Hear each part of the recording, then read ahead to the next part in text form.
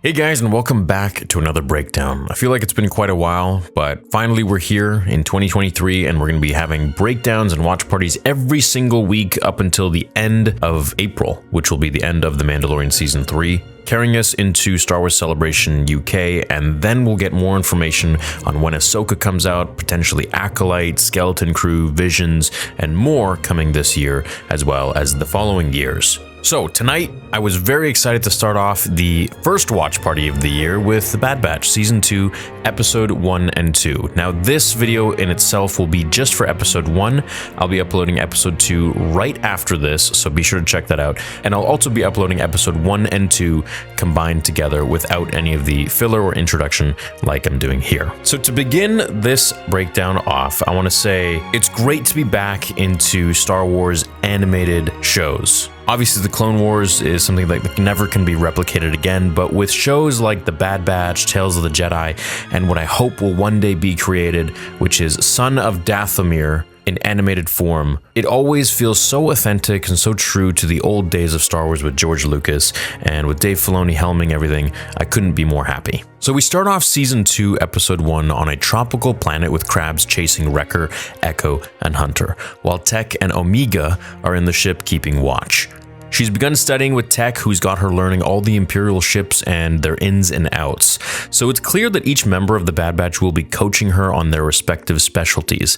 I'm guessing, Wrecker maybe on strength training, or Tech on studious and electronic things, as we saw, Hunter on hunting, perhaps in combat, and Echo on, well, I guess a combination of everything. More to tell about that later. As the crew escape narrowly, Omega comes in clutch with her bow and arrow, which is something that the Night Sisters used in the Clone Wars. If you don't know about the Night Sisters, were rumored to learn more about them in the Ahsoka show, and they were using a lot of magic. They didn't use the Force so much, but used more so magic, and they were like witches. That's what made them pretty interesting in the show. And so this bow and arrow is something that I would like to see more of in the future, and to see more about its heritage and its rich history. The crew get back to Sid and deliver the cargo, so we know that they were just on a mission from Sid once again, just to kind of fill their pockets and continue on. As they enter the cantina, we see an arcade game with a Phase 2 Clone Trooper helmet on it. I thought this was fun to point out. They meet Sid's new friend Fee, a trustworthy pirate, which really doesn't mean much, and she kind of starts the episode off with the next heist,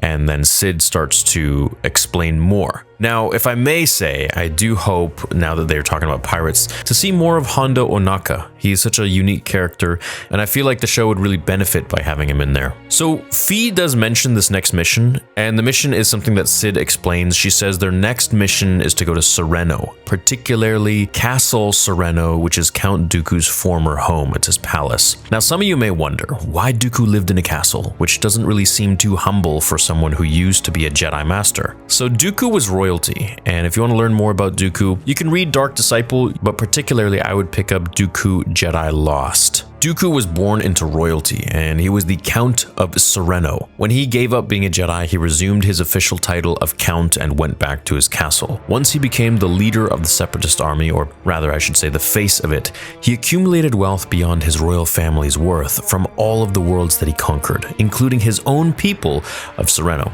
That's right, he was pretty scummy that way. Sid explains the Empire is raiding his castle and taking all of his relics and riches. The Bad Batch are to take some of the treasure of Dooku's castle, which would be more money than all of their past jobs combined. And she makes a good point. She says that once the Empire makes their way over here to her and shut her down, the boys won't get any more jobs. So this may be something worth risking, even though the Empire's after them. So with Crosshair and the Empire knowing exactly who they are, being part of Clone Force 99, and knowing that they are indeed out there, at least Crosshair does at this point, which we'll see at the end of Episode 2 with Rampart and everything, that the boys still are around, and the Empire is definitely looking for them. Maybe not all of the Empire, but I would say the higher-up personnels. So as they head to Sereno, Echo mentions that hiding is not the way to live, and he says this to Hunter, and Hunter explains that they're living like this for Omega's safety, and Echo blames everything on Omega, saying that they have their own lives too, which is true. He has a point, but at the end of the day, Hunter is the leader of the crew and he calls the shots. Omega is like a daughter to him at this point, and he's not going to abandon her or jeopardize her safety. Of course, Omega hears this and she gets very sad. Landing on Sereno, they notice Sereno City is quite destroyed, and it's because the Empire did the same thing they did here that they did on Camino at Topoka City. They destroyed it. The clones are already moving a ton of the cargo with Imperial escort ships. Now, this only happens when something of immense value is being transported that requires that level of security as mentioned in the show. Now, look, the things Dooku collected as the leader of the Separatist army are of course beyond any of our comprehension, but the things that he collected in his days as a Jedi and Sith are really what I think is the most interesting and probably what Palpatine wants the most of. The holocrons and Jedi Sith artifacts go far beyond just money and trivial things of credit value that he accumulated as leader of the Separatists. The crew break into one of the containers and start to rummage through as they find jewels and treasure.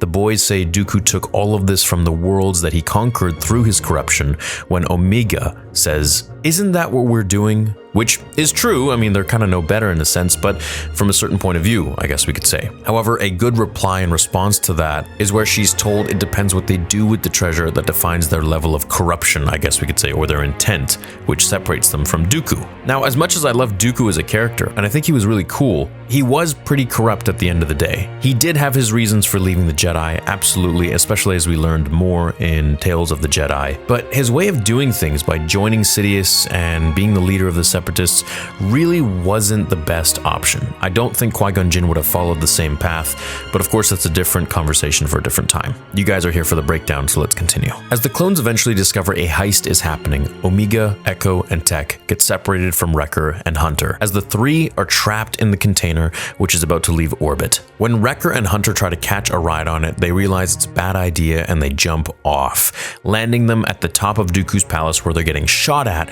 by all the clones down below. So they get into his headquarters, and this was really sweet to see. This is the very same HQ that we saw plenty of times in the Clone Wars, where Dooku handled many of his affairs, including when he got that gnarly curse put on him by the Night Sister, Mother Talzin herself. Now, if you guys haven't read the comic run Son of Dathomir, I highly recommend it. It really goes into a lot of detail with Maul between season 5 and 6 after he got captured by Sidious. And it's basically Maul, Dooku, Grievous, Palpatine, and what I like to call the Maul DeLoreans, all in one big comic run, which I think was really fun to see. Omega, Tech, and Echo make their way through the ship, and one thing you'll notice is that they put their blasters into stun only, whereas the clones executing Order 66 are shooting to terminate. This is a nice subtle touch as it tells us they don't want to kill their brothers, and they recognize that their violence is not their doing, but rather the brainwashing of Order 66, and ultimately the inhibitor chip in their heads. Hunter and Wrecker use Dooku's lift and descend out of the blaster fire after throwing a smoke bomb, while Echo, Tech, and Omega make their way through the ship and successfully disengage all the massive crates full of Dooku's treasure, sending them speeding to Sereno at an increasing velocity that will definitely end in their impending doom as Omega screams in fear. End of the episode, and we will start episode 2. Okay, so overall, I'm going to say I really enjoyed the premise of this episode at the start. I thought they were going to go more so into Dooku's palace, into his castle, see maybe some of the old Jedi relics, the holocrons, the Sith artifacts, maybe some ancient scrolls, and they'd find some cool little Easter eggs along the way. But it wasn't really like that. Everything was kind of already outside of his castle, and they were being freighted off-world with the Empire. So that was a bit of a bummer not to really go inside, but at least we did get to see his HQ a little bit, which was a nice little flashback, or blast to the past, I should say. But overall, this isn't really a nostalgic show to be focusing on the Clone Wars and Dooku. It's to continue the story on with the Bad Batch. So it's cool that we at least got to go into that little bit of nostalgia. If we'll dive deeper into that in episode 3, I don't really know. Maybe Crosshair and the Empire will be investigating more of Dooku's palace and his castle to kind of see what the Bad Batch were up to, what they stole, where they went, and maybe help them with some more tracking and trails going forwards. I think that would be pretty interesting. Personally, I think the third episode will focus on Crosshair and the Empire a little bit more, especially the way the second episode ended off with Rampart, but that's really up for debate. So I want everyone to spam the chat right now, spam the comment section with the longest Omega you can, and I will see you guys in the second breakdown for episode 2, and I'll also combine these into a 1 and 2 just for your viewing pleasure. Leave a like on the vid before you check out, and I'll see you guys in the next one. Until then, remember, the Force will be with you always.